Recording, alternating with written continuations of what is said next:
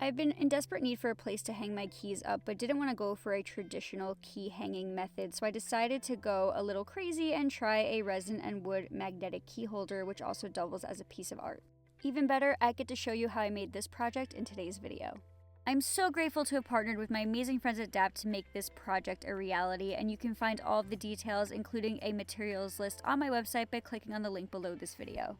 As I mentioned in previous projects, I have a lumber hoarding addiction, so there's a lot of lumber hanging around my shop that was perfect for this project. And I've been waiting to use this really funky maple burl for something special for a while, and this was the perfect opportunity.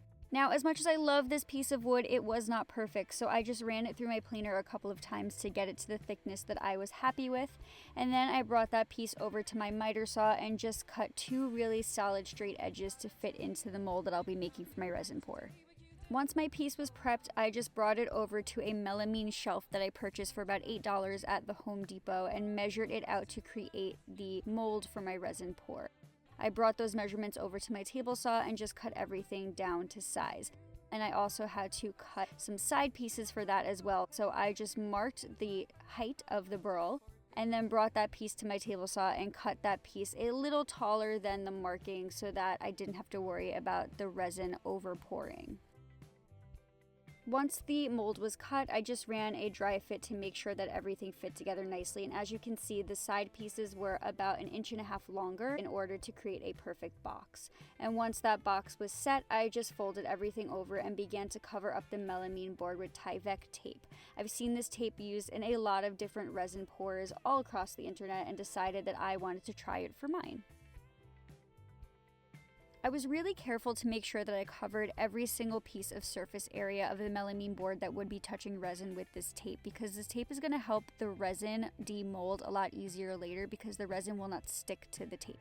After taping up the mold like a freshly wrapped Christmas present, it was time to assemble the mold to get ready for the pour. So I just did this by pre-drilling some holes and then adding drywall screws to the walls of the mold and attaching them to the bottom of the mold.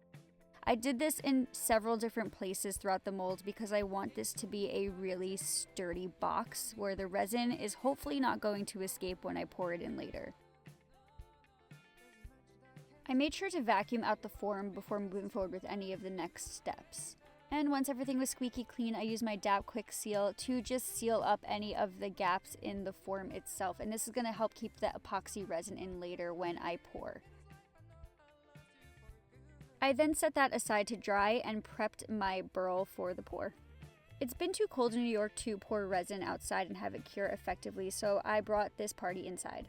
Looks like a scene out of Dexter in this place. And that meant a lot of prep work just to make sure I didn't make a mess. But once everything was epoxy proof and also sand proof because I'm a hot mess, I then prepped the mold and the piece by clamping the burl inside of the form and making sure that it was nice and tight so no resin floats underneath it. Next, I took some measurements and poured my epoxy based on the directions in the deep pour product and added my favorite pigment and just mixed everything up really thoroughly before getting ready to pour. Next for me was the moment of glory because I watch pour videos on Instagram and YouTube all the time, and I got to do my own deep pour, which was so satisfying.